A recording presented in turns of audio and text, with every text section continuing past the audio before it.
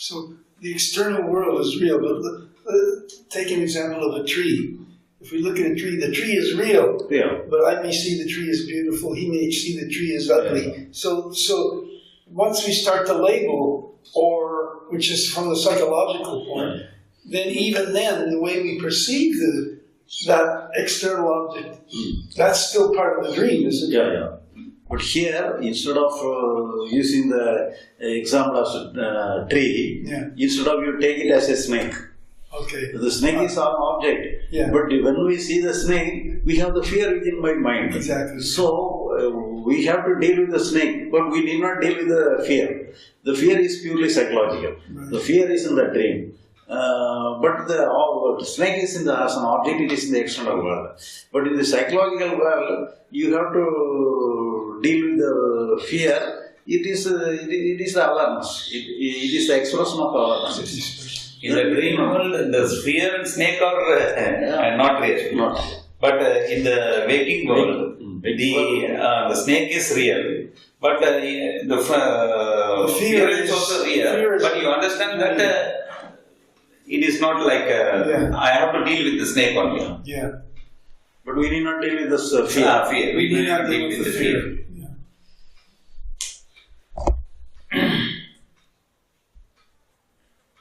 We talk about how we see the rope as a snake, but it's very rare that we just see the snake as a snake. Because the snake is a snake, but usually on the psychological world we'll project onto that snake, so we won't see the snake as a snake for what it is. We see the snake through the filter of our conditioning or our projection. Is that so? But at this, we need not use the word of a rope. Seeing the rope as snake is a different. That's a different thing. Yeah. Different thing. Yeah. But even you can say the snake itself.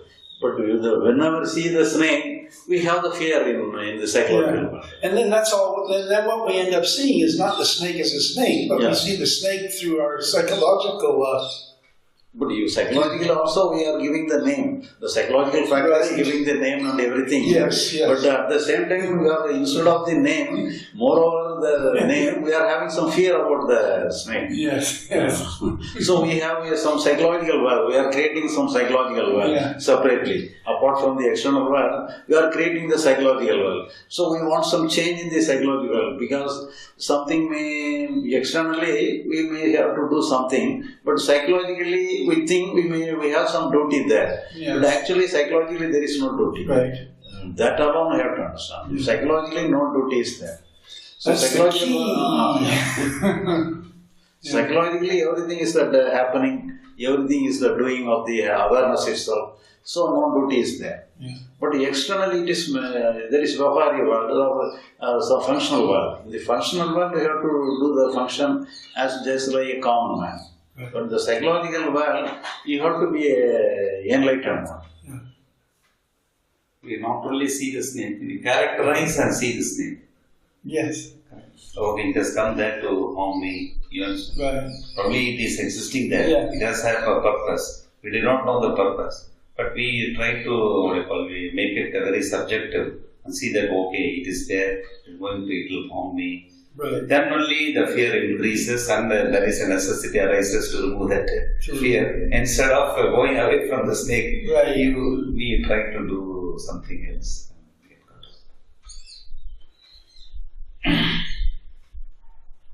Okay, I have a healthy mind. Like as he said, it is not really the food. The choice of food is not going to make a big impact on the condition of the mind. Okay, I am healthy. I understand things. My mind is healthy. Suppose there is no food available to eat. Will not that affect my mind? My condition of the mind? No food available. Previously, I asked if there is any choice of food, like instead of taking alcohol, I eat this food, that food. That is not going to create a big impact on me. But if I do not have food at all. But I understand that I am not really, my psychological world is not disturbed. But I still try, I do not have any food to eat. So you have to stop. No, what I am asking is, will not that condition of my starving or whatever it is, because it is not created by me, but situation is like that. But will not the condition of my body, my healthy condition of the body, will it not affect the mind, condition of the mind? But actually, when we are in the starving state, we cannot think except the food alone. We have to think, but all thinking will be centered around food alone. We cannot think more than that. So when we free from the thinking of food, then only we can have other thing. But then we will not have any psychological concept or anything to deal with you psychologically. What? Not deal with psychology. I'm not there to deal with, because as you said, not like that is the only thing the food should be available to me. So in such a scenario, will this condition will not directly impose on my condition of my mind? So here, if you have proper understanding, but your starving will not disturb the understanding. That is different. But at the same time, whether you will have, for example, if you have a sattvic food, it may have it may help to have you understand the things properly. But here, the starving will not help to have the proper understanding, because you have no capacity to think. Yeah. Your whole thinking will be centered around food. So you cannot have any other thinking. So that will not be helpful. That means it has a relation with the mind only.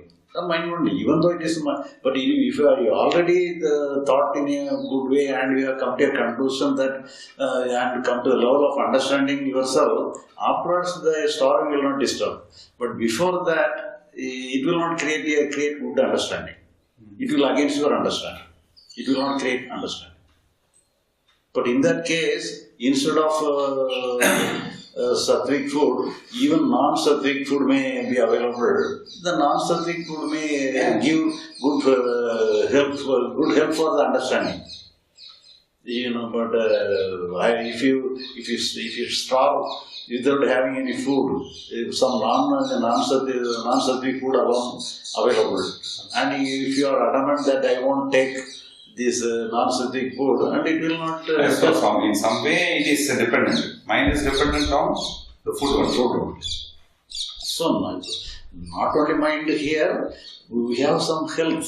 Then we can think.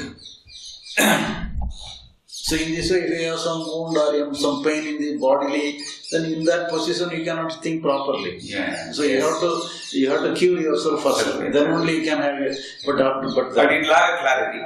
But whenever you have already understood the things properly, afterwards any harm to your body or any food, then doesn't matter. Then it will take care of anything. So it will not a barrier to your understanding. Because you have already understood. The matter is over. You are psychologically alright. Then in that case, your food will not disturb your understanding, your bodily worst condition will not be a hindrance to your understanding. But if you are not understood properly, and in that case, everything must be in order. We have some good order, it will help. For the ordinary person is concerned, comparing with the sattvic food and non-sattvic food, if anybody is having sattvic food, it may be a good possibility to have a better understanding, comparing with the non-sattvic food. But at the same time, the person who is having sattvic food, he is having some pride over that sattvic food. If you have the pride over the sattvic food, it will be more dangerous than taking the non-sattvic food. So, if you have to take the sattvic, at the same time you must have the tendency without any pride. So, both must be there.